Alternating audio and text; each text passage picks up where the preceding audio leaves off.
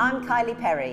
And I'm Gemma MacDonald. And we are the co-founders and co-directors of the Paperbirds Theatre Company.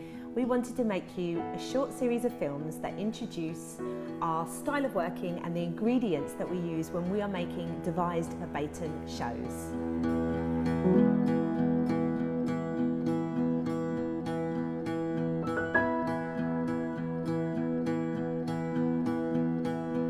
When we start making a new show, we always start with research, and from that research we kind of tend to find different avenues, the types of people we would like to interview.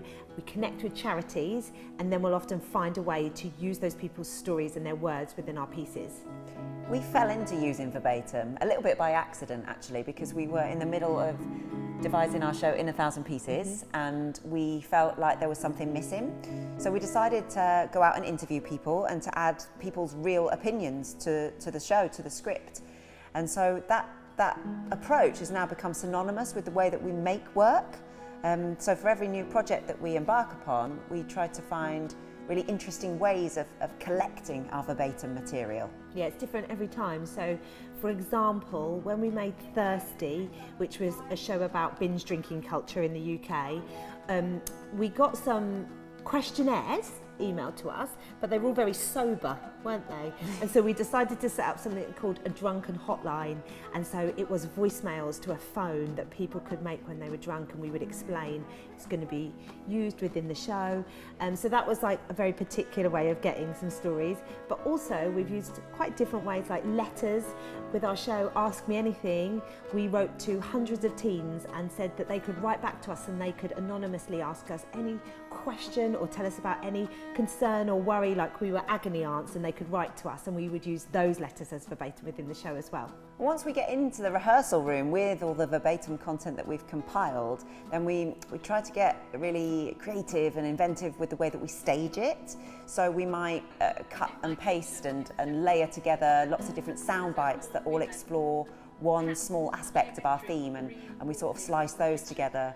So, for example, I'm thinking of the scene in Mobile where lots of different people talk about taste. I've seen these big green velvet sofas, and they're just pretty hideous, but I think they're quite grand.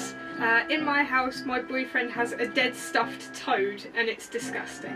My grandma used to have a sheepskin rug just in front of the fire, and I always thought it was a bit strange because the cat used to sit on it, and it's kind of hairy, but it was covered in hair. An ornament that is like an Indian, and it's got all like feather things coming out the side of its mouth, and it's on a mantelpiece, and every time you walk in you think, ooh, and it's got massive great big eyes, it just stares at you.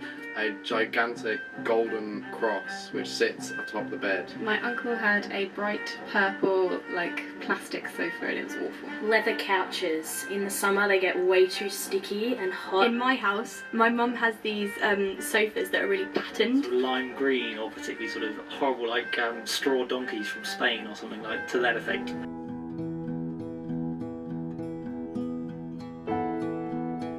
So we try to treat people's words with real care. We think there's real ethics around using verbatim. These are real people and real stories, and we want to really respect that in the way that we use them. And part of that for us is being really transparent with the audience and just acknowledging that we are using verbatim and that we're editing verbatim and we're editing these stories. And this idea sits hand in hand with one of the other ingredients of our work, exposing the method. And the idea behind this is that we are exposing the method of making the show. So I guess what we mean in real terms when we say we try to be transparent to an audience, it's because we want to throw our hands up and admit when something's verbatim and when it's not, because we don't want to dupe people. We don't want to pull the wool over their eyes. We want them to recognise when it's something that we've written, something that we've crafted, as opposed to when it's real people's testimony. So our approach to that is we have to have a really clear theatrical convention in each show, or each time we're using a different type of verbatim, so that the audience really understand, oh, it's verbatim now. So an example of that would be in our show Mobile.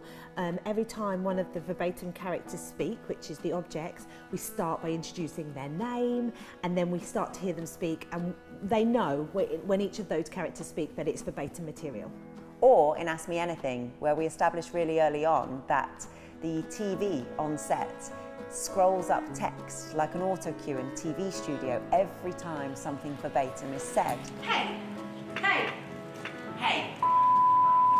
I'm a 16-year-old boy in college, and I have a few questions for you.